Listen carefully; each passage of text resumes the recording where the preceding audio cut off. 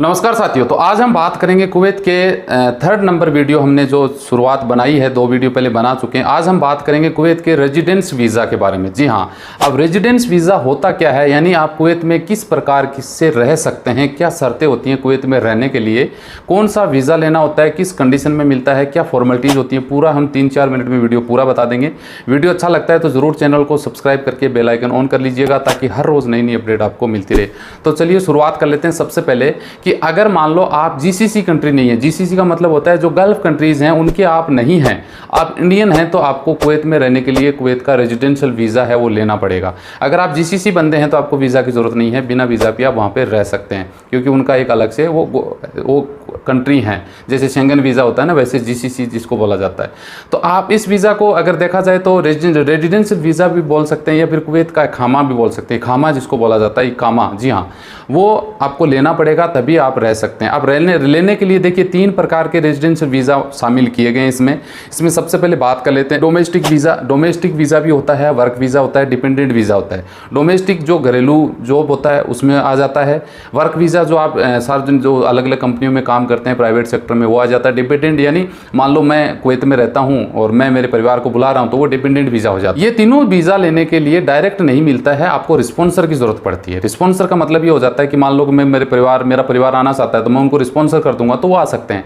और अगर आप मान लो कुवैत में रहते हैं, ठीक है जी, और आप अपने परिवार में किसी को बुलाना चाहते हैं, आप हस्बैंड वाइफ आ रहे हैं या हस्बैंड वाइफ को बुलाना चाहते हैं, बच्चों को बुलाना चाहते हैं या आप अपने साथ में रखना चाहते हैं, तो इसमें देखिए कुछ कंडीशन रखिएगा। कंडीशन क्या है भैया, आप ऐसे तो नहीं रख सकते। जैसे कुवैत में मिनिमम आप 5,000 दराम कमाते हैं तब आप अपनी फैमिली को रिस्पॉन्सर कर सकते हैं। तो कुवैत में भी जैसे आप दुबई में 5,000 दराम कमाते हैं तो कम से कम 5,000 हैं। अलग अलग देशों की कंडीशन पर डिपेंड करता है, उस हिसाब से आप कुवैत वाले जो पाकिस्तानी हैं वो 1 लाख से ऊपर कमाते हैं तब रख सकते हैं। तो ये कंडीशन हो जाती है।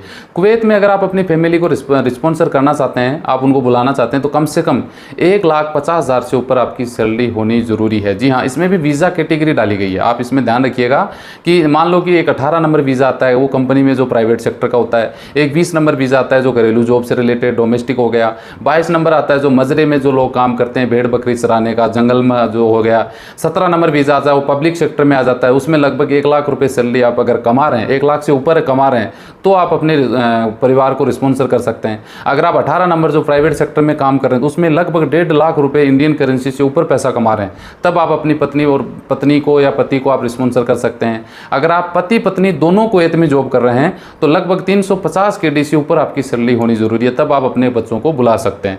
हाँ, कंडीशन है कि बच्चे आपके 21 साल से कम एज के होने चाहिए। 21 साल से ऊपर हो गए तो आप उनको रिस्पॉन्सर नहीं कर सकते, उनको खुद को अपने वीज़ा पे जाना पड़ेगा। जी हाँ, तो ये कुछ कंडीशन है रेजिडेंशियल वीज़ा लेने के लिए। मैंने आपको शॉर्ट तरीके से बताया है। वीज़ा कैसे मिलेगा बता दिया। रिस्पॉन्सर भाई मान लो मैं हूँ, मेरे परिवार को बुला रहा हूँ तो मैंने वहाँ से वीज़ा भेज दिया, मेरी इनकम देखनी पड़ेगी। मुझे भी वीज़ा तभी मिलेगा, मेरी इनकम होगी, मैं कौन सी जॉब में 1,00,000-1.5 लाख रुपये कमा रहा हूँ, तब मैं परिवार को वहाँ पे रख पाऊंगा। ऐसे तो नहीं रखूँगा कि मैं नॉर्मल 20-30 हज़ार रुपये कमा रहा हूँ, परिवार को नहीं बुला सकता। हाँ, वो अपने हिसाब से आ सकते हैं विजिट वीज़ा लेके घूमने के लिए, वैसे तो कोई आ सकता है, वो तो एक इनडायरेक्ट हो गया ना।